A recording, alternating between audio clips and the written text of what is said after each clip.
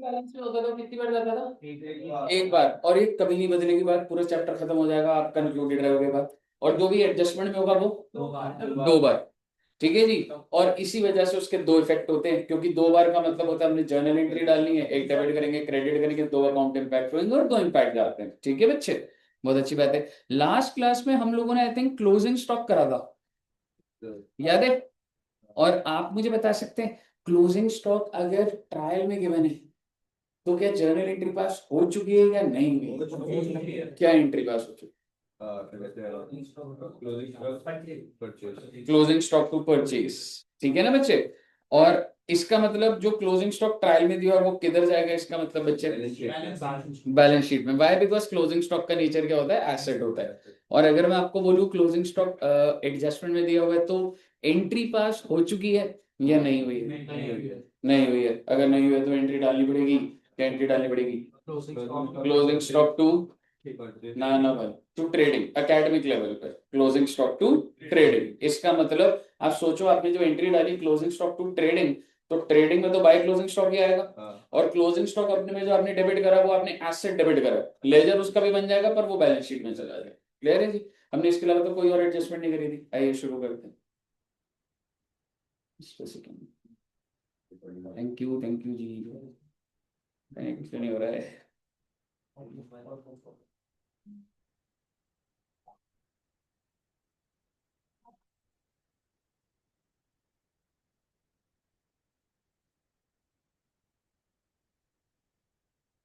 चलिए, प्लीज अपने नोट्स भी पूरे अपडेटेड रखना बच्चे। ठीक है, लास्ट तक आते आते ना बच्चा क्या करता है, सोचता है चलो सीधे क्वेश्चन ही करते हैं, बट वो जहाँ अटकता है ना वो नोट्स के अंदर भरते हैं ऑलरेडी। समझ लो? चलिए, एनीवेज।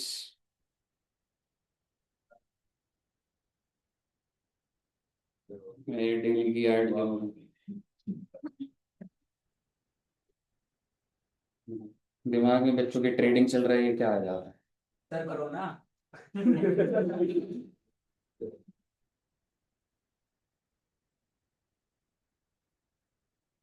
चलिए,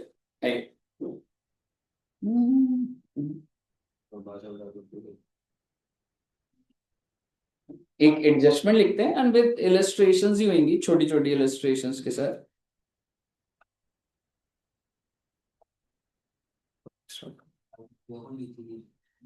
एडजस्टमेंट नंबर 2 लिखना बच्चे। फर्स्ट वाली तो हमारी ना जैसे क्लोजिंग स्टॉक हो गई थी, है ना? तो एडजस्टमेंट नंबर 2 देखते हैं। और एडजस्टमेंट नंबर 2 है भाई आउटस्टैंडिंग एक्सपेंस। क्या आप आउटस्टैंडिंग एक्सपेंस का मतलब बता सकते हैं? Expense due but not paid, छोटी सी बात है ना? तो आउटस्टैंडिंग एक्सपेंस का मतलब that this expense is due but not paid। बड़ी रिफाइंड बात करूंगा जी। आउटस्टैंडिंग एक्सपेंस की दो कहानी आ सकती है आपको। या तो ये आपको ट्रायल बैलेंस में गिवन होगा, या तो ये आपको एडजस्टमेंट में गिवन होगा। अगर ये ट्रायल बैलेंस में गिवन होगा so you have a trial, आपने पढ़ी हुई चीजें। अगर ये ट्रायल में गिवन है, जैसे कि outstanding salary, outstanding electricity, outstanding insurance, what ever, अगर ये आपको ट्रायल में गिवन है तो किधर जाएगा? बैलेंस शीट में। Which side? Exactly, good. तो एक तो जाएगा बच्चे बैलेंस शीट में, लायबिलिटी साइड। और अगर ये एडजस्टमेंट में है तो सबसे पहले तो आप ये मुझे बता दो, इसका मतलब ये है कि मैंने रिकॉर्ड नहीं करा, यानी कि ना तो मैंने खर्चा रिकॉर्ड करा है और ना ही मैंने लायबिलिटी रिकॉर्ड करी है। तो इसका मतलब हमें सबसे पहले जर्नल एंट्री सीखनी चाहिए। तो जर्नल एंट्री क्या होगी इसकी? यू कैन से ना आउटस्टैंडिंग की जगह you can say expense debit. 100 रुपए का खर्चा रह गया जी रिकॉर्ड करना, 100 रुपए का सैलरी रहेगी तो सैलरी डेबिट। और क्या आपने अभी तक पे करी है? नहीं। टू आउटस्टैंडिंग एक्सपेंस, इसका मतलब समझ रहे हो आप? आपने एक तो एक्सपेंस का लेजर को डेबिट करा और एक आपने लायबिलिटी। इसी से आपके दो इम्पैक्ट निकल कर आ जाते हैं बच्चे। और वो दो इम्पैक्ट हैं,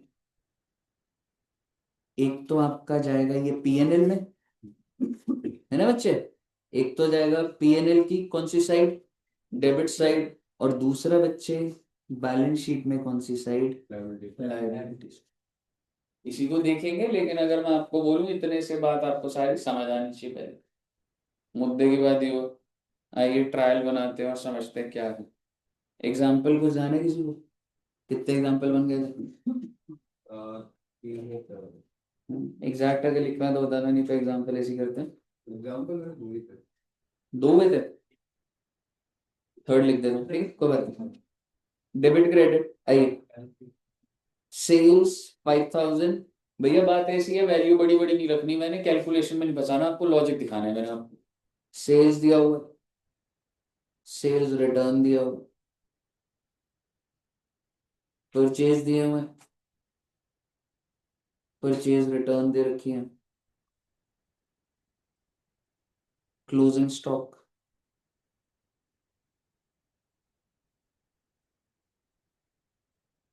सैलरी 1000, आउटस्टैंडिंग सैलरी 200, कैपिटल लिख देते हैं बच्चे, अगस्त 15 अगस्त को 5,000 6,000 6200, कैपिटल नहीं है जी, 6200, ये कितना है 62, 4,000 5,000 1200 का बैंक डाल दिया मैंने, 1200 रुपये। ठीक है बच्चे, मैं कुछ भी वैल्यू लिखता हूँ कोई लॉजिक नहीं होता आपको, इसलिए बता रहा हूँ कि मेन प्रिंसिपल क्या है, डेबिट और क्रेडिट बराबर करना है, समझ रहे हो? बहुत अच्छी बात है सर, एडजस्टमेंट है, हाँ बेटे हाँ, एक एडजस्टमेंट है, क्लोजिंग स्टॉक पे भी थोड़ा सा ग्रो कर दूंगा आपको। क्लोजिंग स्टॉक 300 रुपए का, इसका मतलब क्या है कि 300 रुपए का स्टॉक अभी भी रिकॉर्ड नहीं हुआ। And let me tell you one thing, ये जो क्लोजिंग स्टॉक है इसकी एनआरवी है 250।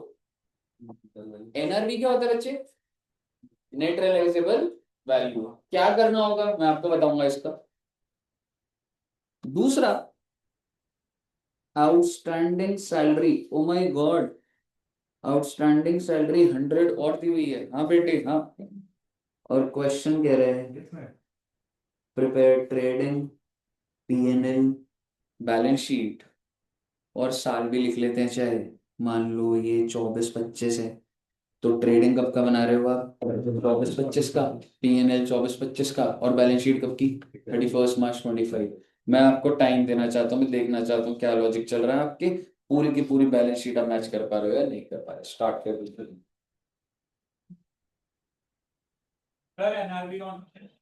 अच्छा मैं एनआरवी का बताता हूँ। देखो बच्चे, एक ना रूल लिख लेना अपने रजिस्टर के टॉप पे, जो ऊपर, ठीक है, और जो बोल रहा हूँ वो लिखना। मार्जिन है ना एकदम टॉप पर, ठीक है, या एकदम नीचे नोट लिख लो, जहां लिखना है लिख लो, बस उसी पेज पे लिख दो, क्योंकि जब आप ये प्रैक्टिस करोगे तो यहीं पे आपको मिलना चाहिए। एज पर AS2, एएस होता है accounting standards, as per AS2 inventory, inventory should be valued at, should be valued at lower of, lower of cost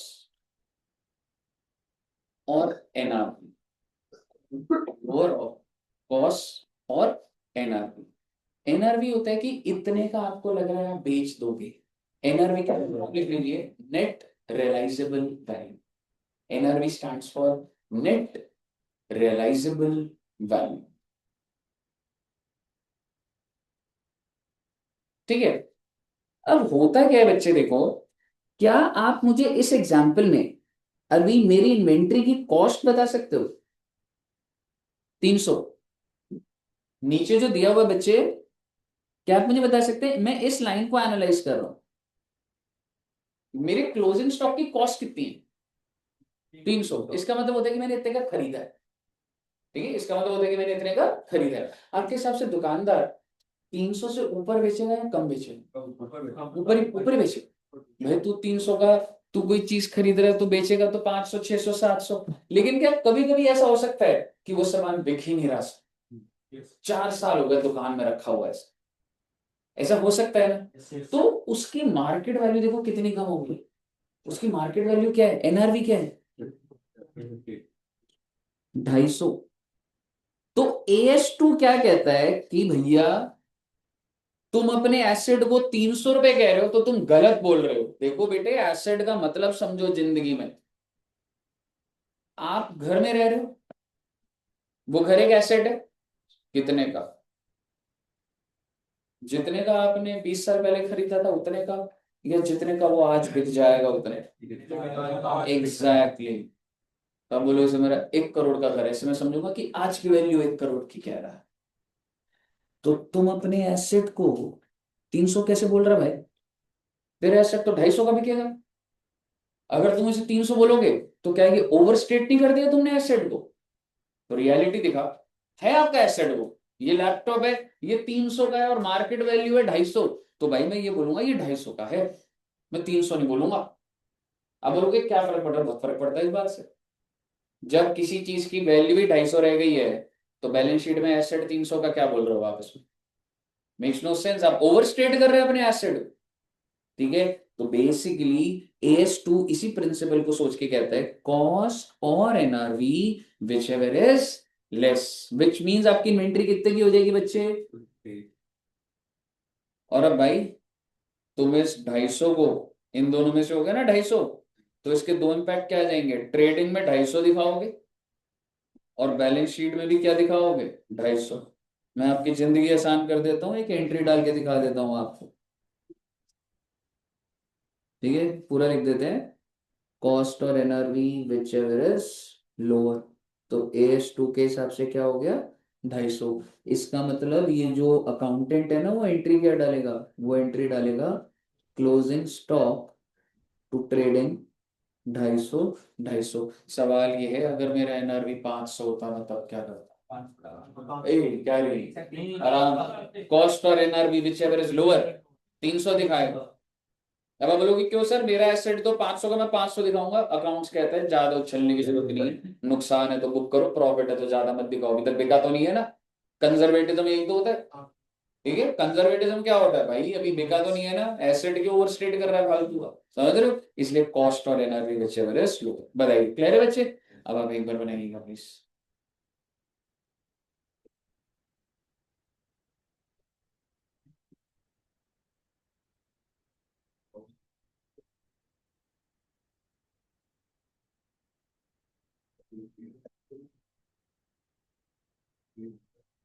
बन गया?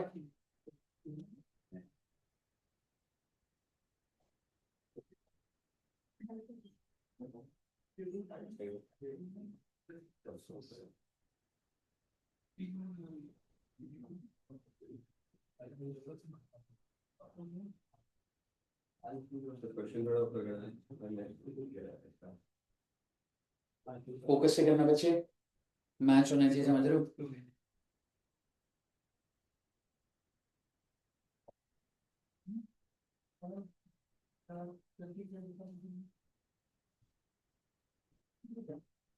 सर ये बार बार बैठ के ये बोल रहा है तुम्हारे नंबर कम पूरा तुम्हारे नंबर किसके? करो करूँ को कितना है? करूँ को तो सबसे कम 3.5 क्यों बोला भी। अच्छा, वरुण जी के सबसे कम है फिर भी आपको चिढ़ा रहे हैं। और सर नितिन के सबसे ज्यादा है जिसके पैसे मारे किसके ज्यादा है? नितिन अच्छा, नितिन के, वो सबसे ज्यादा भी तो बहुत ज्यादा नहीं है। ठीक है ना, पढ़ना शुरू कर दो। सर 19.5 को कौन सी हाँ, 19 में कम है। और बच्चों के कितना है, यूएन के कितने है? रेगुलर दो। ये वाला मैच हो गया? मैंने बनाने तो बताना बच्चे।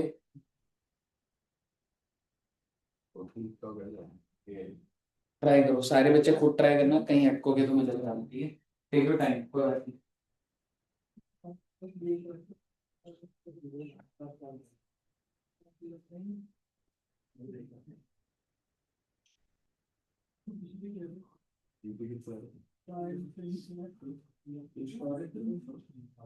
एक करके मत बनाओ, ऐसे नहीं होता बच्चे, ऐसे नहीं करना। आपने क्या पहले ट्रेनिंग बना रहे हो, एक साथ पोस्ट करो, साथ में मत करिए। ठीक है, कभी भी ऐसे बड़ा क्वेश्चन सॉल्व नहीं कर पाओगे इधर साथ में हो गया इधर पढ़े तो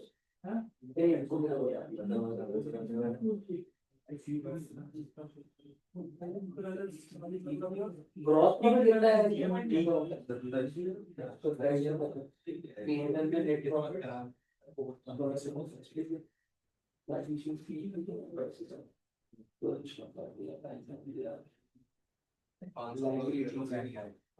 क्लोजिंग स्टॉक जो ऊपर वाले वो भी है, ये आएगा, ठीक है, और लायबिलिटी के ऊपर आउटस्टैंडिंग फिर तू तो फॉर्मेट बनाया है अभी तक, क्या हुआ बन नहीं रहे?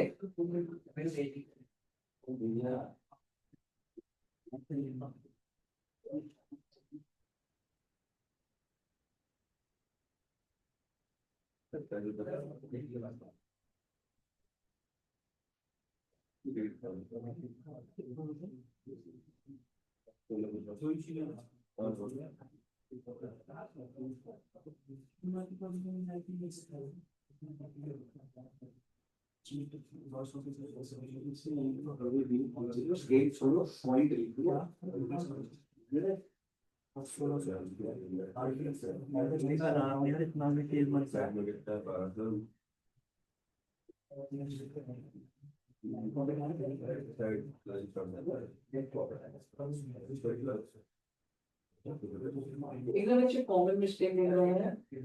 आपने एक पैटर्न फॉलो करो चुकी है, ठीक है, एक बार मैं सॉल्व करा रहा हूँ, एक बार इधर देखना, आपको एक पैटर्न लेना है। देखो ऐसा नहीं होता कि आप पहले ट्रेडिंग बना रहे हो, अगर आप ये कर रहे हो ना तो भूल जाओ पेपर में सॉल्व होने वाला, ठीक है, बिल्कुल भी नहीं होगा। आपके पास एक यूनिफॉर्म अप्रोच होती है कि ऐसे फॉलो करना है, तो बड़े ध्यान से देखना वो क्या अप्रोच है। आपने सबसे पहले ट्रेडिंग,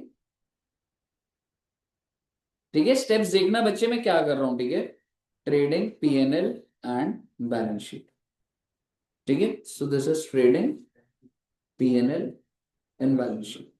अब आप देखिए मैं क्या कर रहा हूं, ठीक है, मैं कहां से स्टार्ट कर रहा हूं, मैं एडजस्टमेंट से स्टार्ट करूंगा, एडजस्टमेंट से, आपको भी एडजस्टमेंट से स्टार्ट करना, ठीक है। और सबसे पहली एडजस्टमेंट थी कि मेरा क्लोजिंग स्टॉक 300 और एनआरवी 250, तो हमने कंक्लूड कर लिया था मुझे 250 लेना है। तो आप मुझे बताइए क्लोज, इसका मतलब जो एडजस्टमेंट में उसकी जर्नल एंट्री डलेगी और ये एंट्री डल रही है, तो मैं क्या करूंगा, मैं एक तो लिख दूंगा बाय क्लोजिंग स्टॉक कितना 250, और दूसरा बैलेंस शीट में क्लोजिंग स्टॉक 250, ठीक है जी। आपको स्टेप पकड़ना पड़ेगा, ठीक है। नेक्स्ट इज आउटस्टैंडिंग सैलरी 100 रुपए। इसका मतलब कि ना तो मैंने 100 रुपए की सैलरी बुक करी, यानी कि ना तो मैंने 100 रुपए की सैलरी का खर्चा रिकॉर्ड करा और ना ही लायबिलिटी रिकॉर्ड करी, तो इसकी एंट्री क्या होगी, क्या आप मुझे बता सकते हैं? Exactly, salary to outstanding salary how much, 100। और आप इंपैक्ट देखिए, क्योंकि मैंने सैलरी को डेबिट करा है, तो इसीलिए बेटे मैं इसको P&L में जो अभी मेन सैलरी आएगी ना ऊपर दी हुई है ट्रायल के अंदर, मैं उसमें ऐड क्या कर दूंगा बच्चे, आउटस्टैंडिंग 100 रुपीज। एंड दूसरा क्या है सर, आपने लाइबिलिटी क्रिएट करी है, अगर आपने लाइबिलिटी क्रिएट करी है तो सर आउटस्टैंडिंग सैलरी 100 रुपीज लिखेंगे ना सर जी, ठीक है ना। आप देखिए मैं उसके दो इम्पैक्ट कैसे डाल रहा हूँ, आपकी जर्नल एंट्री का इम्पैक्ट ही तो डाल रहा हूँ। एक तो आपका सैलरी का खर्चा है और दूसरा आपकी लायबिलिटी है, खर्चे तो मैंने P&L में डाला, लायबिलिटी को बैलेंस शीट में डाला। तो ये अब मेरा क्या हो गया, मेरी एडजस्टमेंट्स हो, ठीक है। अब आप देखिएगा जो भी मेरे ट्रायल में है ये कितनी बार जाएंगे, एक बार, तो वो बहुत सॉर्टेड है, ठीक है। आप मुझे बताइए मैं सेल्स किधर दिखाऊंगा, एग्जैक्टली, तो बाय सेल्स कितने रुपए बच्चे, 5। और अगला पॉइंट क्या है, सेल्स रिटर्न, ठीक है, तो मैं यहां से लेस कर दूंगा सेल्स रिटर्न हाउ मच, 500, तो बाहर आ जाएगा 45। क्लियर है जी। नेक्स्ट आप बताइएगा, सेल्स हो गया, परचेज, परचेज किधर जाएगा, टू परचेज कितना था, एंड लेस क्या करेंगे, परचेज रिटर्न कितना दिया हुआ था, 1000, ये ऊपर दिया हुआ था मैंने लेस कर दिया। क्लोजिंग स्टॉक, ये बैलेंस शीट में ठीक है। ये वाला balance। हाँ बैलेंस शीट में जाएगा, क्यों? क्योंकि इसका नेचर क्या है, ये एसेट है, बैलेंस शीट में जाएगा। ठीक है, कोई कंफ्यूज भाई? नीचे वाला अलग है, ऊपर वाला अलग है भाई। ऊपर वाला वो है जो रिकॉर्ड कर दिया, नीचे वाला जो रिकॉर्ड नहीं करा। मालिक तो पूरे का ही हूं मैं। जस्ट बिकॉज अकाउंटेंट रिकॉर्ड नहीं करेगा तो मैं उसका मालिक नहीं होगा, ऐसे थोड़ा ना होता। तो बेसिकली क्लोजिंग स्टॉक, मेरे को अभी प्रेजेंटेशन से कोई मतलब नहीं है, आपको समझ आना चाहिए जा कहां पे रहा है क्लोजिंग स्टॉक। अगर मैं 500 करूंगा तो आपको समझ आना चाहिए ना 750 का टोटल आ रहा है। सैलरी कहाँ जाएगा? Profit and loss। पीएनएल में ये गया सैलरी 1000 रुपए, और मैं आउटस्टैंडिंग ऐड हो रखा था। हाँ, आउटस्टैंडिंग सैलरी ये कहाँ ये जाएगा? जाएगा liabilities side। आउटस्टैंडिंग सैलरी का नेचर क्या है? लाइबिलिटी। तो बेसिकली लाइबिलिटी है, तो इसको बैलेंस शीट में भेजो ना बच्चे। कितने रुपए था? 200। बैंक 1200, बैंक मेरा एसेट है, 1200 मेरा एसेट। ठीक है, आपको इस तरीके से करना होता है। ऐसे नहीं होता आप ट्रेडिंग निकाल के बैठे हो फिर नेट प्रॉफिट, ऐसे नहीं होता। पहले सारी चीजें पोस्ट होती हैं, फिर हम स्टार्ट करते हैं कि अब हम लोग को ग्रॉस प्रॉफिट निकालना है। कितना है ग्रॉस प्रॉफिट? 2730।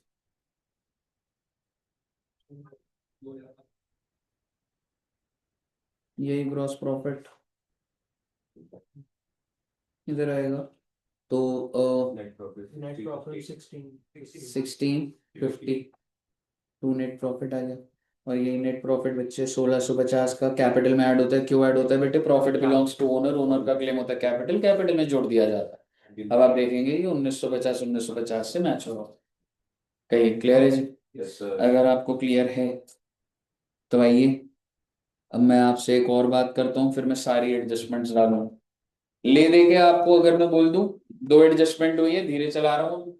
क्लोजिंग स्टॉक के दो इम्पैक्ट होते हैं अगर एडजस्टमेंट में, एक ट्रेडिंग और एक बैलेंस शीट। आउटस्टैंडिंग के दो इम्पैक्ट होते हैं अगर एडजस्टमेंट में होती है, एक पीएनएल में ऐड कर देता हूँ और दूसरा लाइबिलिटी। एक चीज बस और बोलना चाह रहा हूँ, आपने यहाँ पे 100 रुपए ऐड करे, ये कौन से 100 रुपए हैं? ये जो adjust ये आउटस्टैंडिंग वाले 100 रुपए हैं, या ये सैलरी डेबिट कराऊंगा? हाँ, ये दोनों सर वैसे तो क्या फर्क पड़ रहा है? नहीं बेटे फर्क पड़ता है बात का। हाँ एग्जैक्टली, कौन सा वाला? येलो वाला या ब्लू वाला? येलो। क्योंकि भाई जो चीज आउटस्टैंडिंग है वो लायबिलिटी है, लायबिलिटी थोड़ा ना पीएनएल में जाता है। सर पर लिखने का तरीका होता है, हम लोग को लग रहा होता है हम लायबिलिटी रिकॉर्ड करें, वो नहीं कर रहे, हमने जो सैलरी डेबिट करा है उसको कर रहे हैं। बताइए क्लियर है बच्चे? अगर आपको यहाँ तक क्लियर है तो बहुत ही सही। आइए नेक्स्ट एडजस्टमेंट करते हैं, दैट इज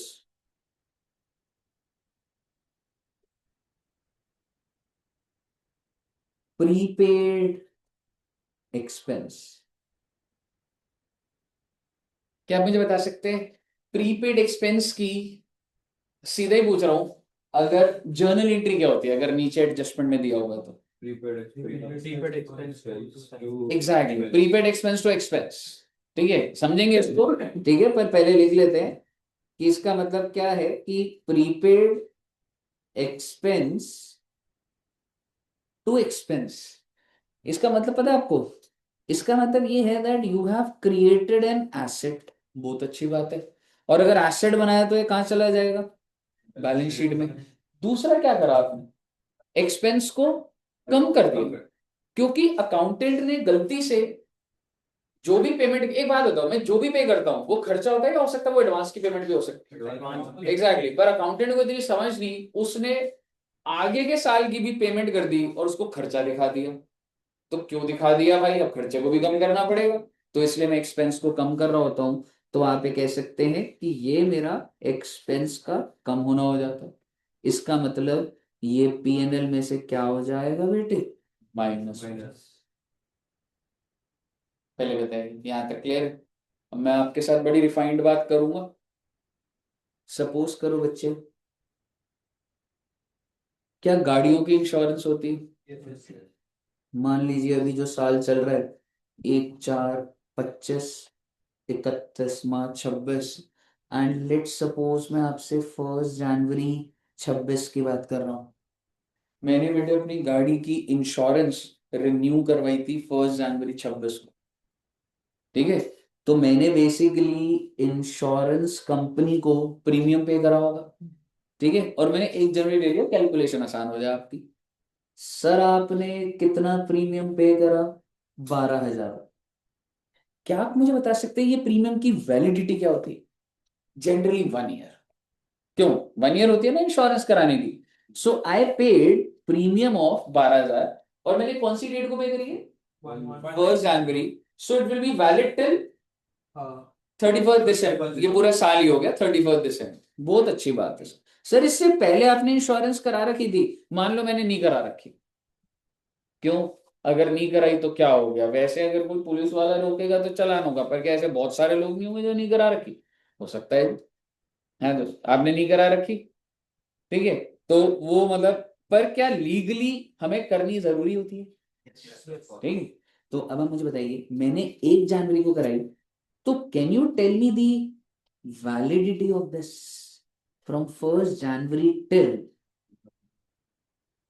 31 दिसंबर 26?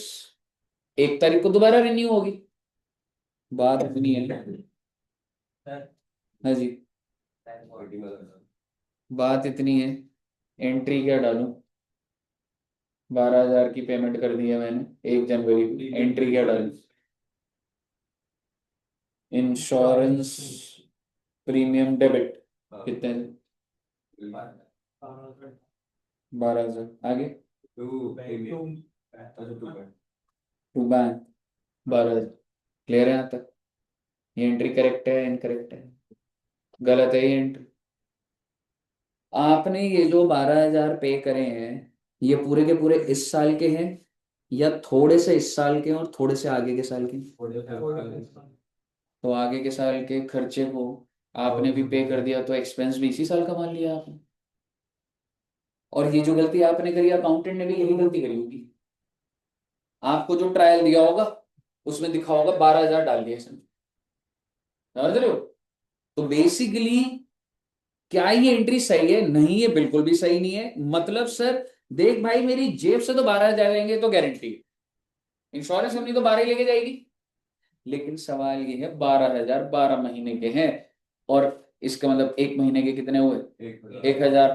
कितने महीने पड़ रहे हैं इस साल में तुम्हारे? तो भैया 3,000 का खर्चा रिकॉर्ड करो ना। जो बाकी है वो प्रीपेड है, एडवांस है वो। क्या तुम जब ट्रेडिंग पीएनएल बना रहे हो तो तुम ड्यू बेसिस पे बना रहे हो, ठीक है? सोच के देखो एक बार, सेल्फ एक्सप्लेनेटरी है।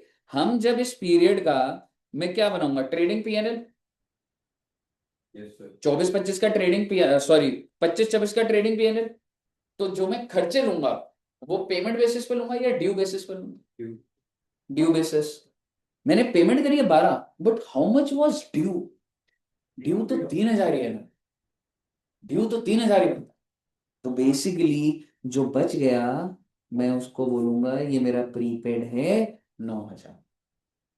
ये करेक्ट बात है, ठीक है। और भी सुन लो अभी आप, इस इंश्योरेंस प्रीमियम को आप पीएनएल में भेज देते हैं टू इंश्योरेंस प्रीमियम 3,000 3,000, पहली बात।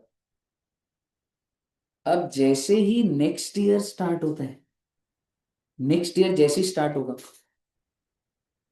shall I save this expense as prepaid? ये जो प्रीपेड का है, अभी समझ रहे हो, ये मेरा एसेट है, ये मेरी बैलेंस शीट में दिख रहा है, खत्म नहीं हुआ था। लेकिन अब जैसे ही नेक्स्ट ईयर आएगा तो मैं उसे क्या बोल दूंगा, अब तो मेरा खर्चा है ना ये।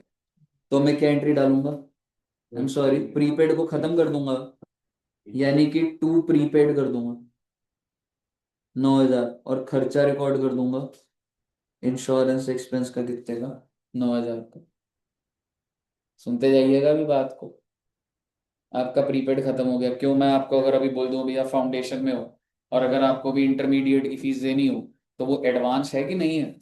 है। और जैसे ही अगर आप पास हो गए तो वो एडवांस रहेगा या खर्चा हो जाएगा? खर्चा हो जाएगा, वही बात चल रही है। ठीक है, अब मुद्दे की बात ये है कि सर इंश्योरेंस कंपनी वाला तो दोबारा आ जाएगा, कौन सी तारीख को? 31 बोल लो, 1 तारीख बोल लो, और फिर दोबारा आपसे कितने रुपए मांगेगा? 12,000 रुपए। आप फिर से पे करोगे, मुझे करेक्ट एंट्री बताना, क्या एंट्री डालोगे? इंश्योरेंस प्रीमियम कितना? ठीक है।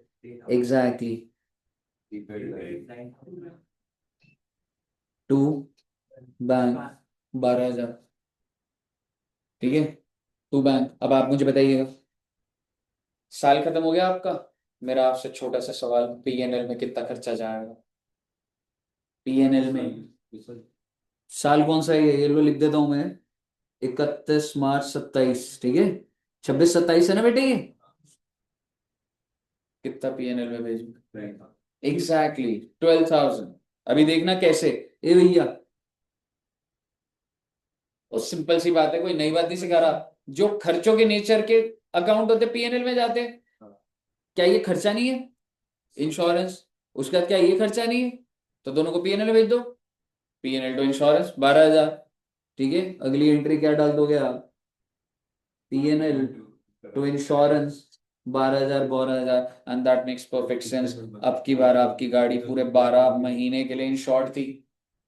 आपकी गाड़ी क्या यहां से लेके यहां तक पूरी इंश्योर्ड थी? बिल्कुल थी। तो प्रीमियम तो गई होगा ना। और मैं कह रहा हूं पे नहीं भी कराओ, खर्चा तो रिकॉर्ड होगा। और यहाँ पे कितने टाइम के लिए रिकॉर्डेड थी? 3 महीना, इसलिए आपको 3,000 दिख रहा है। परफेक्ट लॉजिक चलता है जी, कोई उसमें कोई याद करने की चीज नहीं। मुझे बताइए, क्लियर है बच्चे? इसको नोट डाउन कर लो बच्चे पहले तो, फिर अब ट्रायल के अंदर प्रीपेड भी डाल दूंगा।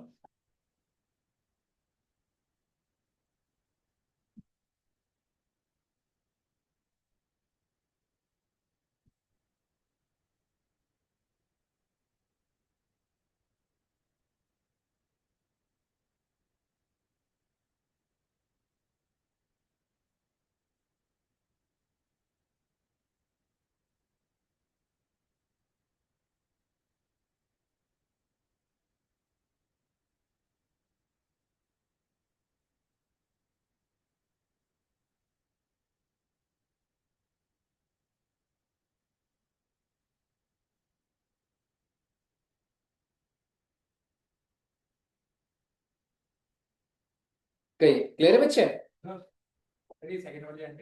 देख दो 6 ये वाली पीएनएल वाली। ठीक, सबसे पहले तूने रिवर्सल कर दिया। 1 तारीख को दोबारा से तू इंश्योरेंस कंपनी को पे करेगा या नहीं करेगा? पे करेगा, तो टू बैंक तो 12,000 होगा ही होगा। ठीक है, बट अब जब तू पे कर रहा है, तो जो तूने 12,000 दिए किस पीरियड के? कैन आई से 3 months of this and 9 months of future? तो 3 महीने का ही तो खर्चा रिकॉर्ड करेगा ना। तो इसलिए तूने इंश्योरेंस को डेबिट कितना करा? 3,000 3 महीने, और बाकी 9 महीने जो आगे के साल के उसको प्रीपेड बना दिया। और जब तूने ये दोनों एंट्री में देखा तो तेरे खर्चे कौन से हैं? एक ये 9,000 और एक ये 3,000, इसको पीएनएल में भेज दे। कई ये साहब जी, क्लियर है बच्चे? अगर आपको क्लियर है तो मैं एक दो एडजस्टमेंट और कराऊं, फिर एक बड़ा क्वेश्चन करे, है ना? डिप्रिसिएशन देखते हैं एक बार, छोटी सी एडजस्टमेंट है बच्चे। ठीक है, कुछ कुछ देखते हैं एक बार। डिप्रिसिएशन, नहीं आप बता दो डिप्रिसिएशन की एंट्री क्या होती है? Come on bro. Fixed asset to depreciation है, depreciation to fixed asset. Depreciation is a expense, cash expense और non cash expense? Non cash expense, तो भाई नॉन कैश है, डेबिट कर दिया जाता है, खर्चा ही है। और टू फिक्स बैंक। और जिन बच्चों का डिप्रिसिएशन हो गया, वो ये समझेंगे कि सर एक और एंट्री भी होती थी। अरे वो नहीं है, चलो अब तुमने बोल दिया, गलत तो लिख ही देता हूं पहले। पीएनएल टू डेप्रिसिएशन, ये तो इसको ना ट्रांसफर एंट्री बोला जाता है। ठीक है, that you are transferring the expense to your PNL. ठीक है, ये हर जगह है, ये तो लिखो नहीं लिखो, लिख दो तो थोड़ा ठीक रहता है, लेकिन इट्स नॉट, ये सॉफ्टवेयर के अंदर एंट्री डाली नहीं जाती। ठीक है, वो समझ आना चाहिए एंट्री की। मैं कह रहा हूँ ऑल्टरनेटिव बता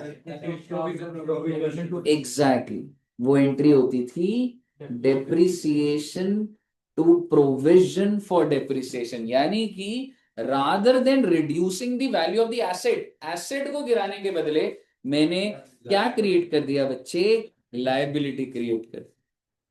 और फिर अगली एंट्री तुम अपनी वही डाल देते हो, डेप्रिसिएशन को भेज दो भाई, पीएनएल टू डेप्रिसिएशन, है ना बच्चे। मेरे को इतना कॉम्प्लेक्स नहीं ले जाने का, मेरे को तुमको सिर्फ ये एंट्री बतानी थी। अब मैं तुमसे सिर्फ इतना पूछ रहा हूं कि अगर डेप्रिसिएशन ट्रायल बैलेंस में ही है तो कहां जाएगा? पूरा लिख देता हूं, if it is given in trial balance, यानी कि जब आप तुम ट्रायल को एनालाइज कर रहे हो, so there is depreciation, PNL में जाता है, depreciation if given in trial balance तो पीएनएल। दूसरी बात, if it is given in adjustment, तो पहली बात तो एक इफेक्ट या दो इफेक्ट, दो इफेक्ट, वो दो इफेक्ट जानने के लिए जर्नल एंट्री जान लेंगे तो हो जाएगा। क्या एंट्री डालूं? पहला ऑल्टरनेटिव इजी वाला, डेप्रिसिएशन टू फिक्स्ड एसेट, यानी कि अगर एडजस्टमेंट में है तो क्या डलेगा, डेप्रिसिएशन टू फिक्स्ड एसेट। और दो इफेक्ट क्या हो गए, एक तो चल